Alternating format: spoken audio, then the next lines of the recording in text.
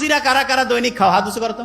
কালো জিরা ব্রেইনের যে ইনফেকশন হয় না, ব্রেইনের খোসর মোসর, এইটা ধ্বংস করতে, এইটার বিরুদ্ধে ফাইট করতে সবচেয়ে ভালো একটা উপাদান হচ্ছে কালো জিরা। কি নাম বলো? তোমাকে বলছিলাম খেয়াল আছে, ব্রেইনের মধ্যে এক রকমের পানি আছে, এই পানিটা সবচেয়ে পছন্দ করে এরকম একটা উপাদান হচ্ছে মধু। কি উপাদান? বিভিন্ন জায়গায় যে ন্যাচারাল যে মধু পাওয়া যায়, সেই মধুটা প্রত্যেকদিন 1 চামচ 1.5 চামচ করে রেগুলার খাবা কালো জিরা দিয়া। দেখবা আল্লাহর রহমতে তোমার ব্রেইনটা এত পরিষ্কার থাকবে, এত সুন্দরভাবে চিন্তা করতে পারবে। ওই যে মুক্তার আহমেদ স্যার বললো না যে ফটোগ্রাফিক মেমোরি, ছবি দেখলো, একটা পৃষ্ঠা মাথায় নিল, সাথে সাথে রিজার্ভ হয়ে গেল। আস্তে আস্তে আল্লাহর রহমতে সেই রকম মেমোরি আল্লাহ চাইলে তোমার হয়ে যাবে। বুঝতে পারছো? তাইলে বলো তো, প্রত্যেকদিন মধু খাবো কিনা? কালো জিরা প্রত্যেকদিন। যারা মেডিকেলে পরীক্ষা দিবে কয়টা বক্স পড়বে দৈনিক? যারা ঢাকা ইউনিভার্সিটিতে দিবে তারা? যারা 2টাই দিবে কয়টা? 6টা। 2টাই দিলে 6টা। আচ্ছা, হঠাৎ করে মেজাজটা গরম হয়ে যায়, মাথাটা একটু খোঁচর মোচর করে, আসে না এরকম অনেকের? ওই সময় একটা কাজ করবা, সেটা কি বলি? ওই সময় খুব সহজ কাজ, সেটা হচ্ছে কি জানো? চোখ বন্ধ করবা। করো করো, করছো? চোখ বন্ধ করে চিন্তা করো যে তুমি যে জায়গায় চান্স পাইতেছ সেই জায়গায় চান্স পেয়ে গেছো। চিন্তা করো তো, ভালো লাগতেছে?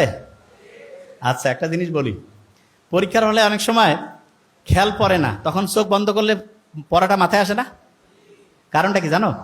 চোখ হচ্ছে আমাদের প্রায় 80% সেন্স, মানে আমরা আমাদের ব্রেইনের যে খরচ 80% চোখ করে। কে করে?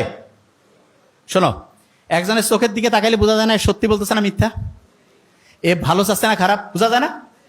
বলে না, চোখটা মানুষের মনের যে প্রতিচ্ছবি, সেটা চোখের মাধ্যমে প্রকাশিত হয়। তোমার একটা পড়া মনে আসতেছে না, তার মানে ব্রেইনে যে জায়গায় পড়াটা রাখছো সেই জায়গা থেকে নেটওয়ার্ক ঠিকভাবে কানেকশন পাচ্ছে না।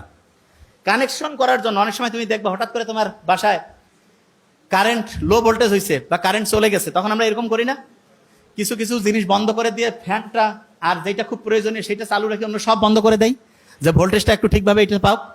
ঠিক তেমনি করে তোমার ব্রেইনের ভোল্টেজে তখন কম বেশি হয়েছে, এই ভোল্টেজটা তখন কিভাবে আসবে? ঠিক চোখ বন্ধ করছো না, তখন এই শক্তিটা তো খরচ আর হচ্ছে না, তখন ও খুঁজতেছে পড়াটাকে, এবং পড়াটা খুঁজে আলহামদুলিল্লাহ চলে আসলো। আরেকটা জিনিস দেখবা, হঠাৎ করে তোমার একটা পড়া মাথায় আসতেছে না, দেখিও পরীক্ষার হল থেকে বাইরে হইছো, ওই সময় মাথায় আসছে, হয়েছে এরকম হয় না?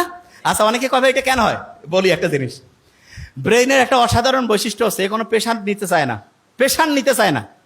তার মানে তুমি পরীক্ষার হলে পরীক্ষা দিচ্ছ, তোমার একটা পড়া মাথায় আসতেছে না, ওই যে জায়গা থেকে বেরিয়েছিলাম, প্রথম কাজ হচ্ছে চোখ বন্ধ করা। কি করবা?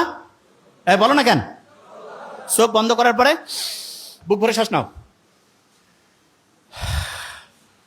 এইরকম করে 3 থেকে 5 বার